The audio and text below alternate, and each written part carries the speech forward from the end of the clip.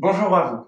Dans la continuité de ce que je vous ai expliqué avant sur la question du psoas, le psoas a-t-il bon dos, je vais vous montrer quelques exercices aujourd'hui pour venir travailler, détendre, assouplir ce psoas. Alors, cette fois-ci, j'ai pris un petit coussin, voilà, un petit coussin rectangulaire, bref, peu importe sa taille, sa forme, et vous allez pouvoir le placer sur un genou parce que vous voyez, comme chez moi, là, ici, j'ai un parquet et parfois, c'est pas très agréable.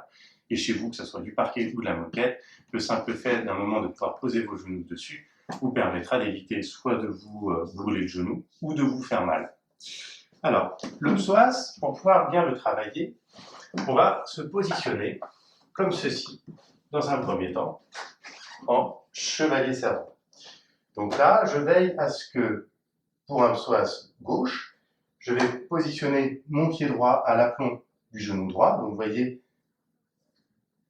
ici mon tibia est à la verticale, ça forme une perpendiculaire avec mon fémur.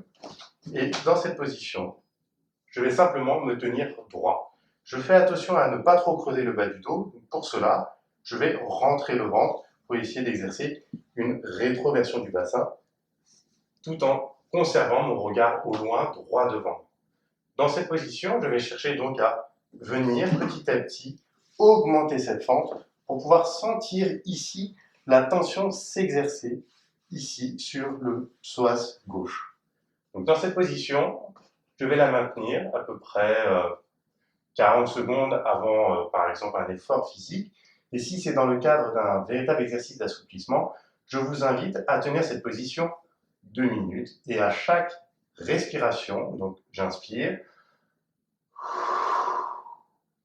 à chaque cycle respiratoire, au moment de l'expiration, je cherche à gagner, à ouvrir toujours un peu plus cette ouverture, cette fente latérale pour venir vraiment ressentir ici au niveau de l'aine la tension sur le psoas.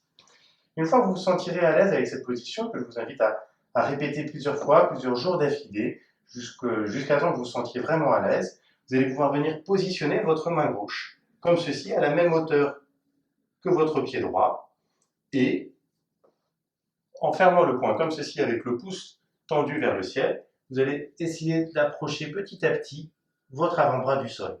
Donc si vous avez du mal, n'hésitez pas à plier un peu le coude gauche pour pouvoir positionner le coude au sol. Et pour les plus souples d'entre vous, de garder le bras tendu et de venir simplement poser votre coude. Une fois ceci réalisé, vous allez, comme pour la vidéo que vous avez pu voir sur le piriforme, réaliser comme ceci une dérotation du tronc. Et donc pour ce faire, je vais suivre l'orientation de mon poing et de mon pouce levé, comme ceci, à la verticale jusqu'au plafond.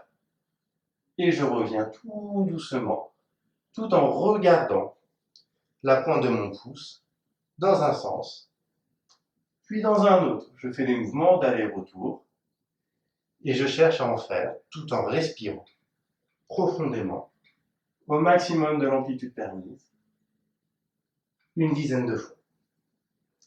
Pour bien faire, je vous invite à faire cet exercice des deux côtés, à droite et à gauche.